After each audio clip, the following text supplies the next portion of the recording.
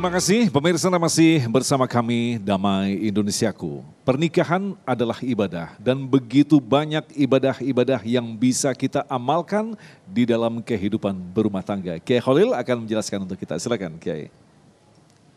Assalamualaikum warahmatullahi wabarakatuh.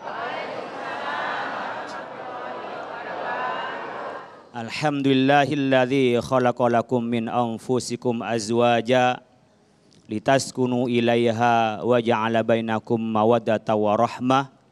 Wassalatu wassalamu ala Rasulillah wa ala alihi wa ashabihi wa mawala. La haula wa la quwata illa billah. Subhanaka la ilma lana illa ma 'allamtana innaka antal alimul hakim. Bapak Ibu sekalian, ibu-ibu, siapa yang punya anak yang masih lajang? Anak-anak bukan ibu. Jadi usul begini, saya masih lajang, ada yang belum menikah, ada yang masih janda. Ya gitu. Jadi ibu bapak sekalian, pernikahan itu ibadah. Kalau ibadah berarti ikut tuntunan Allah. Yaitu tandanya bahwa ibadah tidak mungkin bernilai ibadah kalau tidak mengikuti ajaran Rasulullah. Maka Bapak Ibu sekalian, man razaqahullahu waladan falyuhsin ismahu wa ta'dibahu fa idza balagha falyuzawwijhu. Kata Nabi yang diriwayatkan oleh Ibnu Abbas, kalau kita diberi rizki anak, berilah nama yang baik. Bukan berarti apalah artinya sebuah nama. Nama sangat penting karena nama panggilan dan nama menjadi doa. Wa ta'dibahu juga dididik dengan yang baik. Sekolahkan S1, S2, S3, S-Kopior juga enggak apa-apa. Seger dia S-Kopior. Adabnya yang benar, jadi agama bukan hanya knowledge, bukan hanya otak, bukan hanya pintar, tapi juga menjadi perilaku, menjadi karakter. Karena pendidikan itu tidak hanya sekedar pengajaran, tapi menciptakan karakter di dalam perilakunya. Fa idza balagha falyuzawwijhu, kalau sudah balik dinikahkan. Nih curhat orang-orang kota. Saya banyak ketemu teman-teman, Pak, anak saya sudah S2. Mau dijodohin anak sekarang kagak mau. Ya, suruh nyari sendiri nggak dapat dah.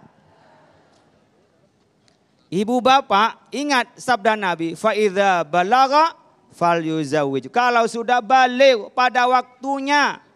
Di dalam hadis lain, man istata'a minkumul ba'a, kalau sudah istita'a ada kemampuan. Apa kemampuan? Secara fisik mampu, secara finansial mampu, secara umur sudah cukup, maka nikahkan dia. Bisa saja dicarikan. Ibu bapak kalau punya anak putri, kemudian ingin mencari orang soleh, gak usah malu-malu, yuk kita besanan.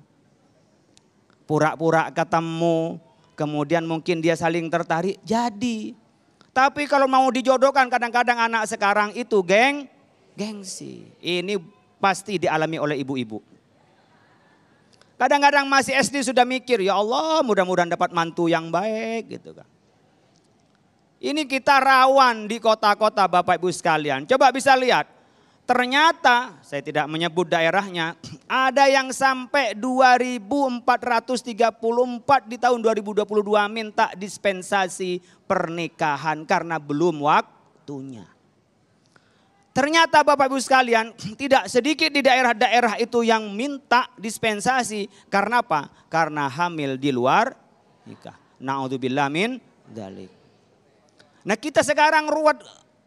Kenapa ruwet Pak? Anak-anak enggak mungkin disuruh tidak pegang HP kecuali disantrenin. Masuk pesantren baru dia enggak boleh pegang HP. Kalau di rumah kalah kita. Enggak ada orang tua yang bisa melarang pegang HP. Hanya karena ditaruh di pesantren peraturan begitu. Kalau betah alhamdulillah, kadang-kadang enggak betah. Enggak betahnya bukan karena apa-apa. Karena setan gepeng. HP kan gepeng itu. Dibuka dia berselancar kemana-mana. Masya Allah Bapak Ibu sekalian. Anak umur 8 tahun dia bisa mencabuli anak umur 5 tahun. Dari mana dia? Na'udzubillah min. Ini yang kita pikirkan Bapak Ibu sekalian. Kalau kita ini tidak bisa merawat, menjaga pernikahan, maka hilanglah kehormatan manusia. Di dalam tujuan syariat namanya hifdzun nasli, menjaga keturunan. Jelas bapaknya, jelas ibunya, jelas kakeknya. Dan naudzubillah min dzalik, kadang-kadang setelah dia dengan cara menikahnya itu dulu dihamilin, kadang-kadang juga turun-temurun terus begitu, kadang-kadang ditoleransi dalam keluarga.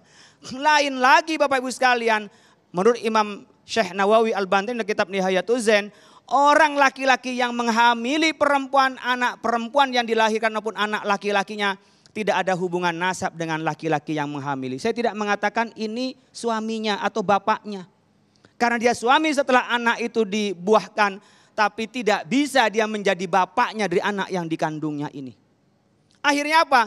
Ketika dia menikah Bapak Ibu sekalian, walinya bukan wali yang sebenarnya, maka nikahnya tidak sah. Setiap saat itu menjadi Kadang-kadang laki-laki yang menghamili karena gengsi, karena malu, dia nggak mau kalau tidak menikahkan sendiri.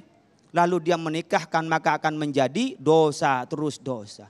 Anaknya terus begitu tanpa diketahui, maka disitulah di dalam Islam nikah sebagai ibadah mengikuti tuntunan Allah Subhanahu. Maka disebutkan man istata'a minkumul ba'a falyatazawwaj fa innahu awaddu lil basar wa ahsanu lil farji. Hikmahnya orang yang menikah, yang punya istri. Tadi kayak Syarif Manaji, kalau punya istri sah.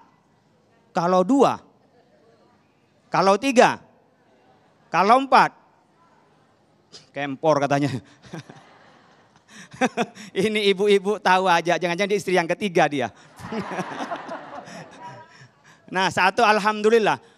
Ibu bapak nggak usah membenci, itu syariat dari Allah. Orang yang mau nikah lebih 1 karena memang makannya lebih dari 1 piring.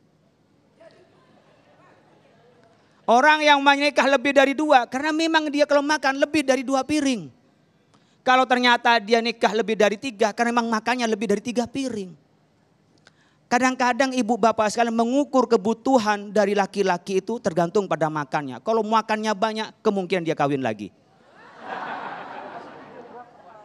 Makanya benar, inna ta'ama yuqawwi syahwatan nahimi, dalam Burda itu. Makanya kalau kita tidak kuat menikah, fa illam yastati fa alaihi bis saum fa innahu lahu wijaun. Puasa, karena puasa terapinya orang yang syahwatnya tak terkendali. Makin banyak makan tak terkendali, syahwatnya akan tidak terkendali. Biasanya dari yang masuk perut tak terkendali, di bawah perut tak terkendali. Ibu yang ketawa, saya belum paham itu. Kenapa? Nah, ibu bapak sekalian, ini penting untuk menjaga keluarga. Keluarga kita jaga dengan agama kita. Anak-anak pada waktunya. Bahkan bisa menjadi wajib menikah. Dia sudah mampu, sekolah sudah selesai, harta cukup. Pergaulan tak terkendali, wajib dia menikah. Kenapa? Karena khawatir terjadi zina. Tapi kalau anak-anak kita belum waktunya, masih kelas 2 SMP, kelas 2 SMA. Ajari dia puasa Senin Kemis. Jadi dia mengendalikan makanannya agar bisa terkendali nafsunya. Inilah kita yang diajarkan di dalam Islam, bagaimana kita bisa berhubungan laki perempuan suami istri harus dihalalkan bi kalimatillah, dengan kalimat Allah. Ibu bapak bisa bayangkan sentuhan itu kalau tidak ada kalimat Allah yang menghalalkan, angkah tuka wa zawwajtuka bi Fatimah binti bil mahri malkur, kemudian qabil tu nikaha wa tazwijaha bil madqir wa raditu bi, saya hafal. Padahal cuma sekali saya menikah. Tapi sering menikahkan. Nah, dengan kalimat itu yang awalnya pegangan itu haram, mungkin natap lama-lama haram. Bisa bayangkan Bapak Ibu sekalian, buka baju semuanya menjadi pahala. Ngelihat istrinya kayak ngelihat Ka'bah. Nyium istrinya kayak nyium Hajar Aswad. Enggak usah rebutan Hajar Aswad, cium aja istrinya terus biar cium Hajar Aswad.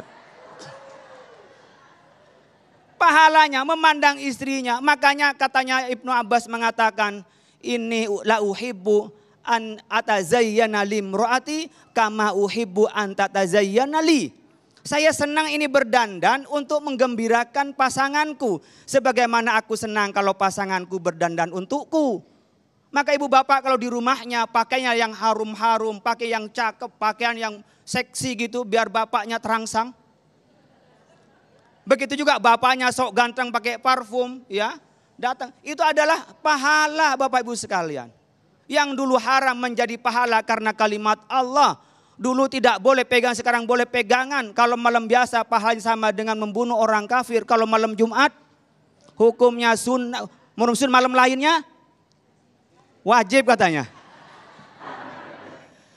Dari mana itu Bapak Ibu sekalian? Bi kalimatillah. Dengan kalimat Allah. Bisa berubah menjadi ibadah Bapak Ibu sekalian. Karena kita apa? Pernikahan diniatkan karena Allah, maka perilaku kepada suami istri itu mengikuti perintah Allah.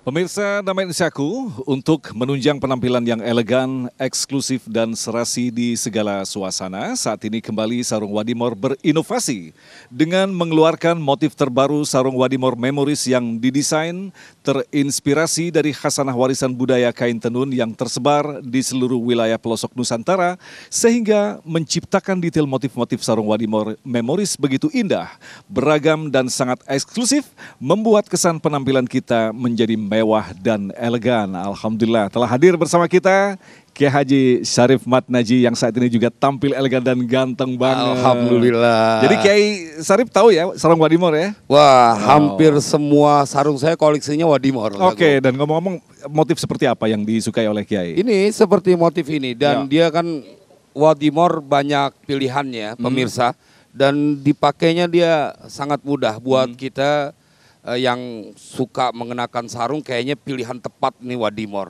Dan apalagi dengan coraknya nih, khasanah Nusantara bener. Jadi kita kalau pakai sarung ini serasa menyatu dengan bumi pertiwi. Dalam banget. Baik, terima kasih Kiai.